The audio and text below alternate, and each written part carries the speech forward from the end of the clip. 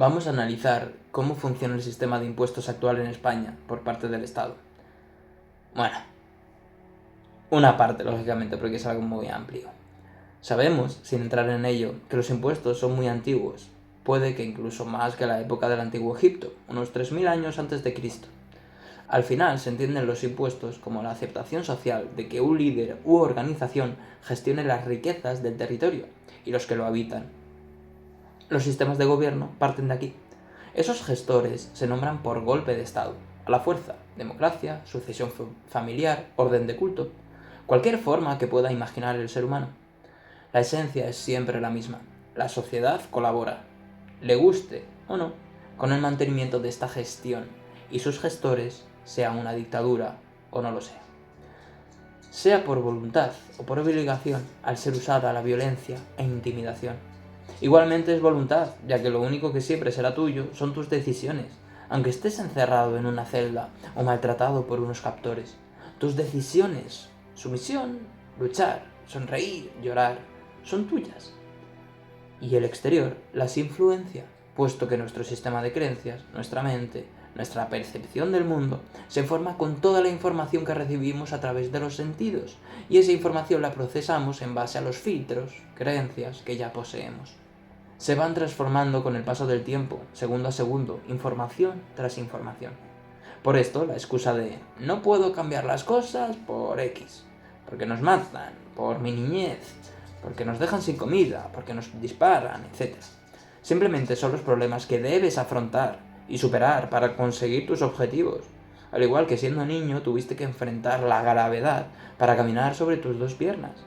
Tenemos la tendencia de crear excusas cuando el problema a superar nos resulta muy difícil. Pero cuando es más fácil, el descontrol emocional no es tan acusado. Las excusas se minimizan. Tomamos responsabilidad y con ella la acción. Recordaros que la dificultad de un problema no es algo estático, es subjetivo, cambiante en función de tu poder, de tu perspectiva del mundo y de tu ser. Por lo que guiarse por caminos únicamente por ser fáciles es un error, ya que la dificultad varía en función del poder que luchas por conseguir, pero los caminos correctos no varían, solo son correctos. Por esto mismo, céntrate en obtener poder y así, caminos antes imposibles van bajando su dificultad hasta convertirse en asequibles. ¿Por qué esto último es tan importante? Porque los impuestos se basan en esto, en quitar poder, no solo económico. Y cuando perdemos poder, los caminos correctos se vuelven más difíciles y los incorrectos más fáciles. Y si guías tu vida por la dificultad, irás en dirección contraria a lo que es correcto. Te lleva a la perfección y al fin del sufrimiento. Los impuestos no solo son medidas económicas directas. Un impuesto significa una medida de imposición, como una ley que te impide conducir un vehículo. Pero a las leyes no se las denomina impuestos, aunque sean en esencia lo mismo. Es solo que vemos con más claridad el ataque a nuestra libertad y desarrollo cuando nos quitan dinero que cuando nos quitan libertad de acción. Grave error. Yo con mucho dinero y poca libertad no puedo hacer muchas cosas.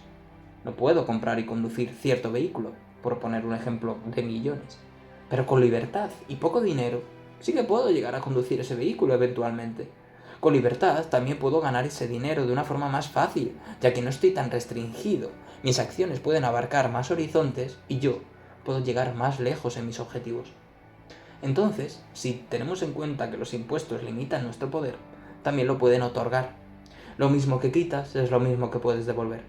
Y si los impuestos, teniendo en cuenta también las leyes legislativas y judiciales, toda la burocracia, son la medida de acción de los gestores, dictadores, democracia, etc., el poder de la sociedad puede verse completamente absorbido, únicamente mientras la sociedad acepte seguir las normas de la gestión. Muy importante. El poder también encuadra a la mente y la psicología. Es por ello que el control de un culto, sea una religión, una ideología, una persona influente, permite seguir apoderándose del poder de la sociedad, y en el momento en que esas mentes no estén tan influenciadas, el control por parte de esos gestores se debilita. Entonces es vital el entendimiento profundo, absoluto de los deseos personales de los gestores. No entro en si debería haber gestores o no, porque los creamos de manera natural. Simplemente una persona más fuerte que tú, o a la que tienes respeto, ya condiciona tu vida. Un padre es también ese gestor al que escuchas si decides otorgarle ese poder. Por tanto, la única forma que tiene un gestor de realizar su voluntad sin fricción con los que le otorgan ese poder es eliminar el conocimiento de esos seguidores y, sin conocimiento, introducir narrativas que favorezcan su voluntad. Así lo puede hacer una persona que intente manipular a su pareja y la maltrate en casa y la mujer o el hombre siga defendiendo a su pareja a pesar de que le está maltratando. Si le instala esa narrativa de que es bueno, hay personas que dicen, mi pareja me pega porque me quiere. ¿Por qué es necesaria la eliminación del conocimiento? Para que no exista objeción ni disputa de la gestión. No importa si la gestión es perfecta o malévola, la eliminación del conocimiento imposibilita el juicio crítico, objetivo y eficaz. Para que entendáis esto con un ejemplo. Vais caminando con un amigo, por una calle, y os dirigís a un castillo. Nunca habéis realizado el camino, no tenéis conocimiento de la ruta. En cierto momento la calle se divide en dos caminos. Mientras hablabais, vuestro amigo comienza a dirigirse levemente al camino de la izquierda. Supondré que vuestra respuesta es seguir al lado de vuestro amigo, conversando, entrando en esa calle, confiando en el conocimiento de vuestro amigo, en sus deseos, que son iguales a los tuyos. Su voluntad es la misma, y entonces no dudas. Él tampoco, y eso aporta una confianza extra en el subconsciente. Ahora pongamos el mismo ejemplo, pero vosotros ya habéis recorrido esos caminos, y os encontrasteis con que el camino de la izquierda daba a una calle sin salida. En el momento en que estáis caminando y vuestro amigo se dirige justamente a esa calle, ¿qué hacéis? Supongo que frenas y le avisas de que esa calle es la incorrecta. Incluso defenderías tu postura después de la cabezonería de vuestro amigo, insistiendo en recorrer ese camino. De nuevo, la confianza de vuestro amigo, junto a la duda de vosotros mismos, podría acabar en confiar en que en el pasado tú te equivocaste y realmente por ese camino se llega al castillo. Otros no cederíais y no volveríais a caminar hasta que fuera por el camino de la derecha. Aquí lo que vemos es que la forma que tenemos de hacer que una persona siga nuestra voluntad es la confianza, y esta aparece únicamente cuando no hay conocimiento, cuando hay duda, no hay seguridad porque no la hemos trabajado. Pero cuando hay conocimiento, tanto externo, esas calles, como interno, nuestra mente, nuestro sistema de creencias, nuestra autoestima, la percepción de la realidad, de nosotros mismos, de los demás, el control emocional, el dominio de procesos cognitivos, etc., la confianza desaparece. Realmente no desaparece, solo cambia de manos, de vuestro amigo a las vuestras. Si habéis confiado en mis palabras al decir que la confianza desaparece, tenéis el ejemplo de cómo adquirimos información y la introducimos en nuestra mente de manera casi automática cuando no hay conflictos emocionales que filtren y rechacen esa información. Nos encanta reafirmar, y la confianza ante diálogos que son similares al nuestro hace que el pensamiento crítico se desvanezca. Sintamos confort por reforzar nuestra zona de confort en cuanto a la percepción de la realidad y seguimos construyendo nuestra mente con ladrillos que son compatibles con los ladrillos anteriores. Nunca con unos diferentes, impidiendo el aprendizaje, la corrección de errores y la mirada sin sesgos de la información. Esto no es algo obligatorio. Puedes cambiar tu mente para que les sea más fácil abandonar el ego y apreciar sin filtros las opiniones disidentes. Amar lo que está fuera de tu zona de confort y crear una mente flexible, algo esencial para el buen desarrollo de cualquier ser vivo. Existen entrenadores de la mente que son contratados por deportistas, entre otros, que trabajan justamente esto, para que la persona se moldee a las circunstancias estresantes en el deporte y no se bloquee y se estanque en formas de pensamiento que arruinan su bienestar, su plan de acción y, como consecuencia, sus resultados deportivos. Esto aplica a cualquier cosa, no solo al deporte. Simplemente con una sonrisa, mientras estéis enfadados o deprimidos, vuestra mente comienza a virar de posicionamiento emocional, al detectar una acción propia de estados de armonía. El cuerpo tiene una influencia enorme sobre la mente, cuando antes se creía que solamente era al revés. Y es justamente este dominio mental el cual necesita del abandono, del arraigo por tu ego. Necesita del análisis paralelo de tus procesos cognitivos, lo que permite la supremacía del pensamiento lógico frente al dominio emocional. Traducido. Esos filtros de tu cabeza, esos arraigos ideológicos, culturales, traumáticos, la percepción de que las experiencias que has vivido y tus respuestas ante ellas son las que imponen las reglas del mundo. Ejemplo, estoy estudiando y escucho la música electrónica del vecino. Me altero emocionalmente. Mi concentración baja y me impide completamente estudiar. Conclusión, o estoy en completo silencio o si escucho música electrónica de fondo no puedo estudiar. Esta creencia se refuerza a lo largo de mi vida y cada vez que escucho música mientras estudio, esa información, porque es simplemente información obtenida a través de presiones del aire recogidas por uno de nuestros órganos sensoriales y enviadas por medio de señales eléctricas para que el cerebro las pueda interpretar, solo refuerza mi posición de conflicto ante la música en situaciones de estudio. Esa persona, en una conversación banal, en un bar, te dice: yo, con música de fondo, no puedo estudiar. Necesito completo silencio. Y además, odio a los vecinos que ponen música, sobre todo cuando es electrónica. Para esta persona, esto es algo absoluto. Esta experiencia configura tu visión de la realidad y la impone como absoluta, cuando la realidad es que, con una mente flexible, que esto es lo que intentan hacer estos entrenadores que he mencionado antes, eres capaz de desarraigarte de esas creencias, moldear tu percepción y emociones ante esa situación y conseguir estudiar escuchando esa música. Incluso llegarás a estados donde la música te llegue a inspirar. Y cuando desaparezca, incluso te apenará, te dará pena, como si de una pérdida, aunque solamente un poquito, valiosa hubiera sido. Esto implica responsabilidad, ya que pasas de ver la realidad como mis emociones son absolutas y el exterior debe satisfacerlas a mis emociones son moldeables y debo trabajarlas para que se adecúen con la información exterior hacia, por ejemplo, el camino de la armonía, del amor y la perfección. Esto elimina el control mental de una ideología, de un partido político, de una religión, etc. Y como dije, los impuestos son una medida de absorción de poder, y esto hace que lo recuperes. Por ello, una sociedad sin conocimiento basa su caminar por la confianza en su amigo, y el objetivo de ciertas personas pasa a ser ganar la confianza de la sociedad al mismo tiempo que elimina aún más su conocimiento para que les sea más fácil esa dominancia. Pasamos al título: ¿cómo los impuestos benefician al monopolio y los grandes grupos empresariales? Como he mencionado, la absorción de poder implica monopolio. Una élite que absorbe el poder de la gente es pasar del poder de muchos a unos pocos. Pero al revés es lo mismo. En el momento que la sociedad se unifica, tras ello recupera el poder enviado a esa élite. También se está absorbiendo el poder por medio de una única vía. Y precisamente por esto, si la sociedad está dividida, significa que hay competencia de pensamientos, de acción, y en ese estado, recuperar ese poder entregado para usarlo de otra forma es mucho más difícil. Necesitas ese monopolio, necesitas esa unificación de ideas para enfrentar a esa élite. Tras entender el poder de la unificación, una persona con ambiciones de poder sabe que tendrá que dividir y unificar.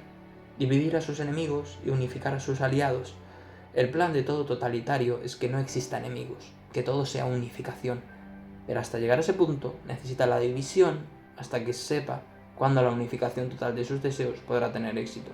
Pero todo esto siempre es así, y es esa visión totalitaria y demás, cuando lo que se está intentando imponer es una visión propia. Un político, ¿qué dificultades se enfrenta? La sociedad, por medio del sistema de Estado en una democracia, sería del voto, de la que emana su poder, y el sector privado, productores de la riqueza de la nación. La unificación con este sector privado sería el paso lógico, y la división del Estado y las altas esferas frente a la sociedad asegura evadir competencia. División en la sociedad asegura evadir competencia, ya que si la sociedad no se unifica, no tendrá el poder para hacerle frente, y si consigue que todos le apoyen, ya nunca hará falta la división, y el monopolio del pensamiento humano se habrá logrado.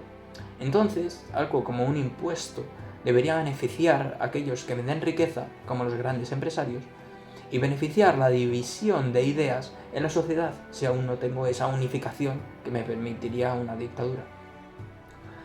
Porque una división de ideas que es gestionada por mí me asegura que la sociedad no sea un monopolio que pueda destrozarme al mismo tiempo que consigo el poder necesario de ella para realizar mi voluntad.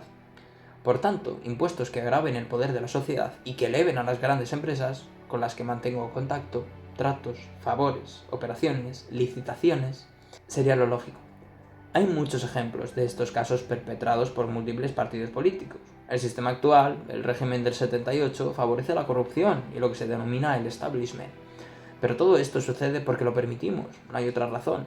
El ser humano actualmente es imperfecto, todos somos malos. Por esta regla, la continua lucha por la sabiduría que lleve a crear una sociedad ordenada de forma correcta, con una continua mejora del sistema que formamos, es la base de la evolución. Lo contrario, lo que ocurre ahora, la sumisión, el no estudiar, el salir del trabajo e ir directamente a pensar de qué forma puedo entretenerme el resto del día, amigos, cerveza, televisión, redes sociales, videojuegos, películas, solo perpetúa este sistema, porque nosotros somos el sistema. Y si no nos mejoramos a nosotros mismos, el sistema nunca mejorará. Lo privado y lo público se dan la mano. Lean el libro El Director y vean de primera mano cómo funciona el poder en España y en cualquier otro país del mundo. O Capitalismo de amiguetes también, para que veáis cómo se ordena las oligarquías, los poderes privados y cómo suceden esas redes clientelares y esa relación con el poder político. Al final es uno solo. Una brecha en el acceso a esta élite empresarial sería importante también. Primero, para satisfacer al poder ya establecido, y segundo, para no meter nuevos poderes económicos que puedan provocar problemas, ya que con los actuales ya tengo esa buena relación creada. Por tanto, que una pequeña empresa no pase a ser una grande, que un ciudadano no pase de clase baja a clase media, que la división entorpezca la acción de la competencia, nuevas ideas, nuevas corrientes de pensamiento que no estén gestionadas por mí, por la élite. Y así el monopolio o el oligopolio queda cerrado. Os pregunto algo.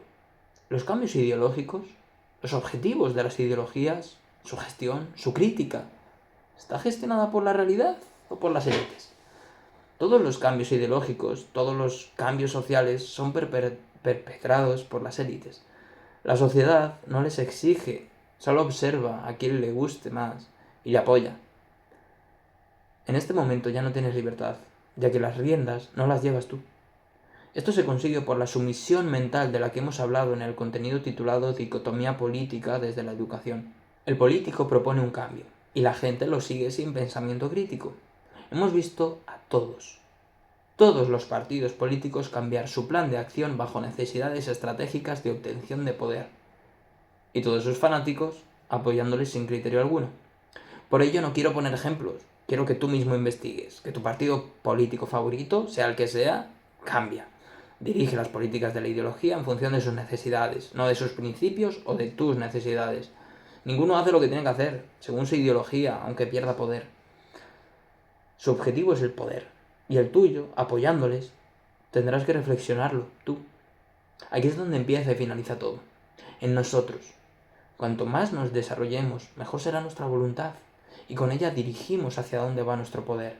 La clave por la que el ser humano pueda salir del sufrimiento es el desarrollo de uno mismo. Vamos a poner ejemplos actuales de beneficios a ese monopolio, oligopolio y las grandes empresas. El peso del empleo asalariado sobre el total de autónomos y empresas de 1 a 2 trabajadores desciende del 21,6% en 2019 al 18,8% en 2024. Esto indica que hay menos autónomos contratando empleados, teniendo en cuenta que la mayoría de autónomos poseen entre 0 y 5 trabajadores.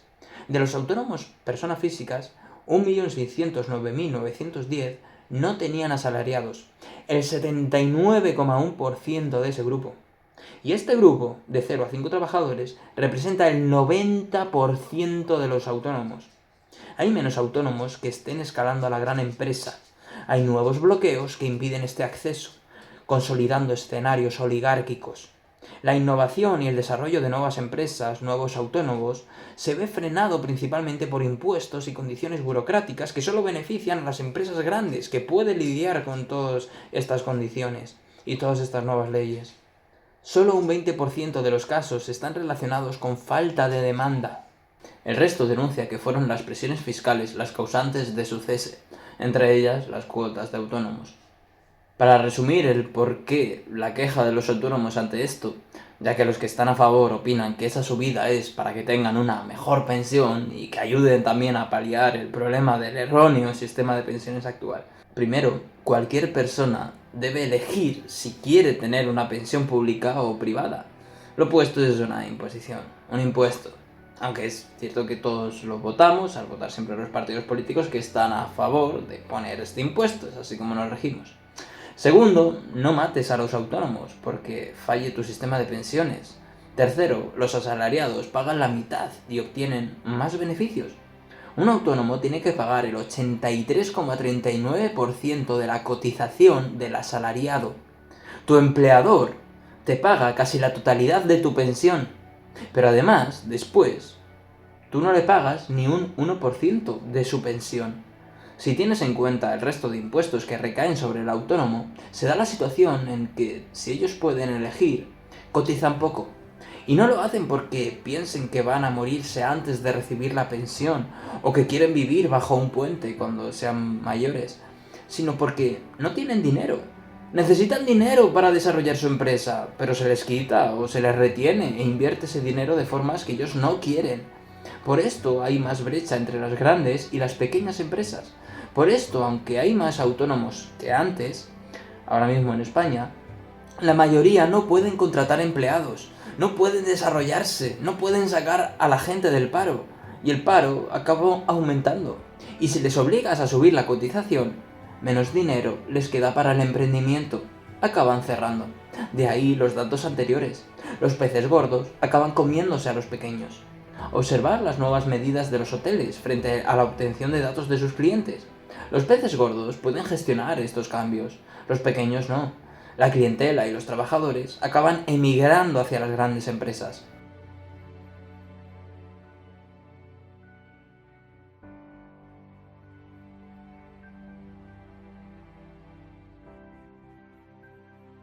Menos competencia, se favorece la pérdida de innovación y las condiciones laborales negativas.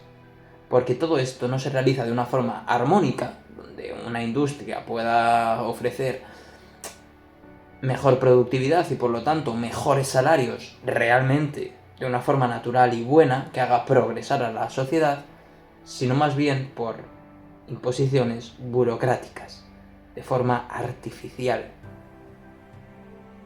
no natural. Justo, justo lo que dicen que quieren eliminar. Pero según los políticos, en este caso socialistas, las malas condiciones las dan los pequeños empresarios. Por este motivo, todo debe ir a las grandes empresas. Monopolio, oligopolio, lo ya mencionado. Ahogas al pequeño y el grande se come el pastel.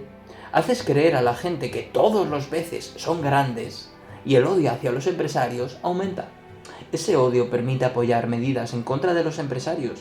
Esas medidas afectan mucho más gravemente a las pequeñas empresas, las grandes se benefician de que las pequeñas mueran y se quedan con todo el pastel. La competencia, la diversidad, la innovación se radica no de forma natural, sino artificial, y solo se permite la clase alta o la baja, tanto económicamente entre los asalariados como en los autónomos, o empresas pequeñas de 0 a 2 trabajadores o empresas enormes.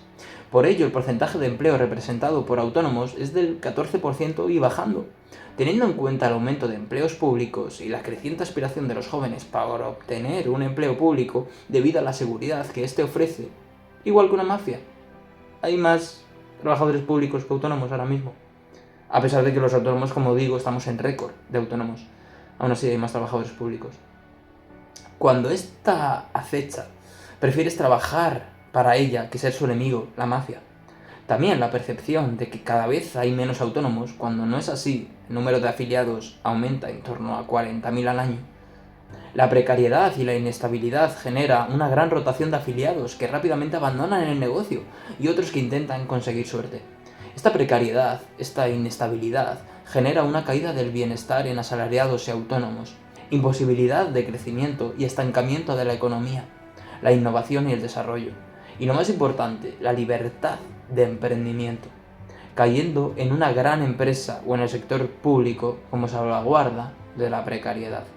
Así se forma el monopolio, el oligopolio, la extracción de poder, ya que el traspaso de asalariados a las grandes empresas no es tanto por aumento de la productividad y el valor añadido de estas, sino por medio de impuestos, medidas burocráticas, impedimentos ajenos a la competitividad del sector privado. Los impedimentos son creados por el Estado, nadie más los crea, nadie más tiene el poder, no por la competitividad y la productividad. Divide abajo, unifica arriba y ya tienes todo el control del sistema jerárquico. Y esto sin mencionar la extorsión mafiosa del Estado actual, donde los autónomos destinan todos sus beneficios de más de la mitad del año al Estado. El resto ya es lo que ganan. Si no obtienen beneficios, siguen pagando por trabajar. Exactamente igual que hacen las mafias y los cárteles en otros países. Es que es el mismo, es que es copiado. Donde deben esos tributos al bando que domina el barrio. Y si tenemos en cuenta los salarios que debe pagar, la suma aumenta. Por esto mismo no se contratan empleados en las pequeñas empresas, incentivando el gap entre las grandes y las pequeñas. Si contratan, pierden dinero, no porque el negocio vaya mal, sino por los impuestos. Veamos de forma rápida el esfuerzo fiscal de España frente a otros países. Debemos entender la diferencia entre presión fiscal y esfuerzo fiscal. La presión fiscal mide cuánto destinamos a impuestos, seguridad social, en referencia al PIB. Por ejemplo, una recaudación de 400.000 euros con un PIB de 1 millón nos daría una recaudación del 40%. Esto no tiene en cuenta el nivel de renta individual ni la distribución del esfuerzo. El esfuerzo fiscal mide el esfuerzo económico real de ciudadanos y empresas en función de su nivel de renta. Por tanto, dos países con una misma presión fiscal pueden tener diferentes esfuerzos fiscales. Es decir, en un país los ciudadanos pueden sufrir en mayor medida ese sacrificio de la renta que en otro, a pesar de que la cifra macroeconómica de la presión fiscal sea la misma. Veamos. En España, con una presión del 38%, tenemos menos presión fiscal que en Dinamarca, que tienen 45%.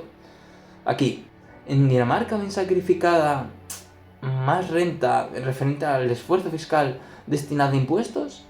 No, porque la renta per cápita de España son 27.000 euros, mientras que en Dinamarca son 55.000, dando como resultado que, aunque España tenga menor presión fiscal, destinan más esfuerzos a pagar impuestos los ciudadanos de España que los de Dinamarca. Es aquí donde se ve lo que se dice de en otros países cobran más ya, pero también pagan más impuestos. Simplemente vete al esfuerzo fiscal, vete a ese cálculo y descubre qué país lo hace mejor o qué país lo hace peor. Es por ello que estamos en la cabeza del esfuerzo fiscal en Europa, con países por delante de nosotros como Portugal o Grecia. Por cosas como estas hay que estudiar cuando escuchamos a políticos hablar, ya que puede sonar muy bien lo que nos dicen, pero en realidad nos la están colando. Volvemos al principio, donde decía que la clave está en destruir esa confianza, sustituyéndola por conocimiento. Nunca sabrás si te están manipulando sin el conocimiento requerido para ello. Sin entrar mucho al tema, la mejora de la deuda española frente al PIB ha mejorado. Es lo que dicen economistas y activistas de izquierdas, pero ignoran, ya que aunque se lo digas no van a corregir sus ideas, ya que las defienden por egocentrismo, que esa mejora únicamente es frente a algunos meses concretos de 2024. A cierre de 2024 la deuda PIB era menor que actualmente a mayo de 2025, que está en 102,3.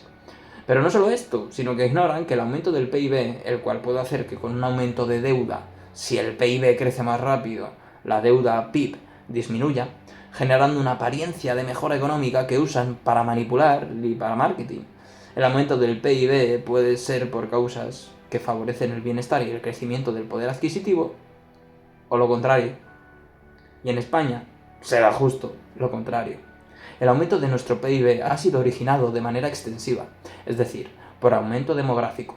Más trabajadores, más horas trabajadas, pero no por productividad.